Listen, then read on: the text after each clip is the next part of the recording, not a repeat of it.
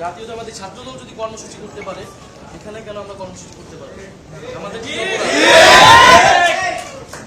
এই 15 জুলাই ঢাকা বিশ্ববিদ্যালয়ে আমরা ছাত্রলীগের বিরুদ্ধে দাঁড়িয়েছিলাম, আমাদের ভাই বোনেরা এখানে হামলা শিকার হয়েছে। আজকে 2 বছরের পরে এসে স্যার আপনারা আমাদের এইভাবে ট্রিটমেন্ট করছেন। কেন ঢাকা বিশ্ববিদ্যালয়ের বিদ্যুৎ থাকবে না? আমরা সাভারে কর্মসূচি করেছি, সাভারে বিদ্যুৎ নাই। এটা আমাদের স্যার, আমাদের কাছে এটা নতুন না। আমরা সাভারে কর্মসূচি করেছি,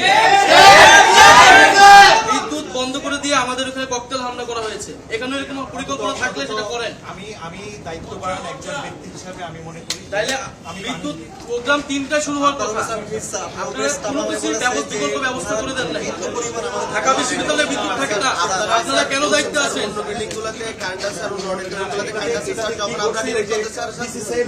আপনি তাহলে পদত্যাগ করেন, আপনি ডিন হিসেবে পদত্যাগ করেন আজকের এই ঘটনার জন্য। আপনি পদত্যাগ করবেন কিনা এটা বলেন। ডিসি প্রক্টর দিয়ে ঢাকা বিশ্ববিদ্যালয়ের প্রশাসন চলবে না। যেটা আমি আপনাকে বলি যে আপনারা আমাকে অসম্মানিত করলেন আমাদের কাছে। আপনি ভাবেন না, আমি ব্যক্তিগতভাবে আমি বলবো যে এই জিনিসটা ঘটার জন্য এটা তো আমাদের নিয়ন্ত্রণে ছিল। ওরা একটা ঘন্টা দেখে আমি ওনাকে এবং ওনাকে স্যার আমরা যখন স্যার আইএমএল এর গিয়েছি সেখানে কারেন্ট আছে, কিন্তু যখন স্যার আমরা ডিরেক্টর স্যারকে কল দিয়েছি তখন স্যার বলতেছেন যে ইলেকট্রিসিটি নাই। স্যার এটা যদি সোশ্যাল সাইটে শুধু হতো তাহলে আমরা এটাকে কোইন্সিডেন্স ধরে নিতে পারতাম, কিন্তু স্যার কলাভবনেও কিভাবে স্যার যখন আগে ইলেকট্রিসিটি থাকে আমরা ফোন করার পর আর ইলেকট্রিসিটি থাকে না। স্যার আইএমএল ইলেকট্রিসিটি আছে বাট আমরা ফোন করার পর আর ইলেকট্রিসিটি নাই। এটা কি স্যার আমাদের প্রশাসনের সবাই মিলে এই ডিসিশন নিছে যে শুধু টিএসসি তে কারেন্ট থাকবে আর ঢাকা বিশ্ববিদ্যালয়ে কোথাও যদি না থাকে স্যার ব্যবস্থার দায়িত্ব আপনার, স্যার আপনি যেভাবে ব্যবস্থা করে দিচ্ছেন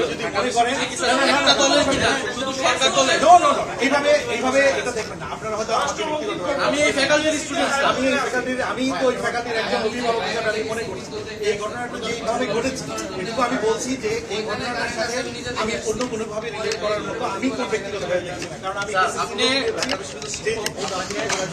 সম্মান করি, শ্রদ্ধা করি, আপনি অন্যভাবে নেবেন, কিন্তু আপনি এখন একটা প্রশাসনিক দায়িত্বে আছেন। আমি ওই জন্য আমিও প্রশাসনিক দায়িত্বে আছি, আমরা এগুলো বুঝি। ফলে এটা অবশ্যই এখানে বিরোধী দলের প্রতিনিধি আসবেন একজন, এখানে জাতীয় ছাত্র শক্তি তারা কর্মসূচি করতেছে, ঢাকা বিশ্ববিদ্যালয়ে একটা ক্রিয়াশীল ছাত্র সংগঠন, সেখানে 1-1.5 ঘন্টা ধরে বিদ্যুৎ নাই। এটা স্যার আমি আপনাকে বলি বিশ্ববিদ্যালয়ে এখন হাঁটু সমান পানি উঠতেছে, বিদ্যুৎ থাকতেছে না। আমি আপনাকে বলি মানে এইটা কি এই সরকারের নমুনা?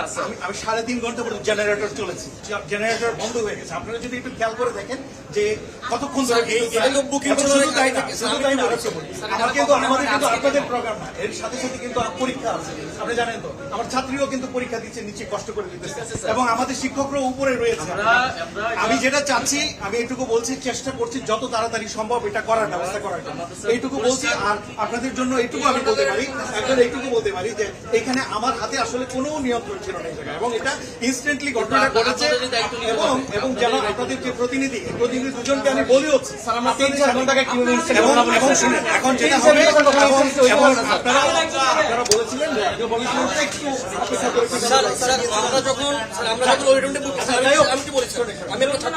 আমরা যখন অডিটোরিয়ামটি বুকিং নিয়েছি আপনারা এই ফ্যাকাল্টির হিসেবে আপনাদের ফ্যাকাল্টি থেকে ভাড়া দেন, স্যার আপনাদের উচিত ছিল যে এখানে প্রোগ্রাম আছে এবং সেখানে বিশ্ববিদ্যালয়ের কোথায় আজকের দিন নিয়ে না আমাদের বিশ্ববিদ্যালয়ের 15 জুলাই স্মরণে বিশ্ববিদ্যালয়ের কর্মসূচি কি আপনাদের কর্মসূচি আমরা আগে কোনো অনুষ্ঠান করেন নাই, করেছি তাহলে করবেন না। আশা করি এটুকু আমি বলি আপনারা এইটুকু নিশ্চিত করি যে এটা কিন্তু ইনস্ট্যান্টলি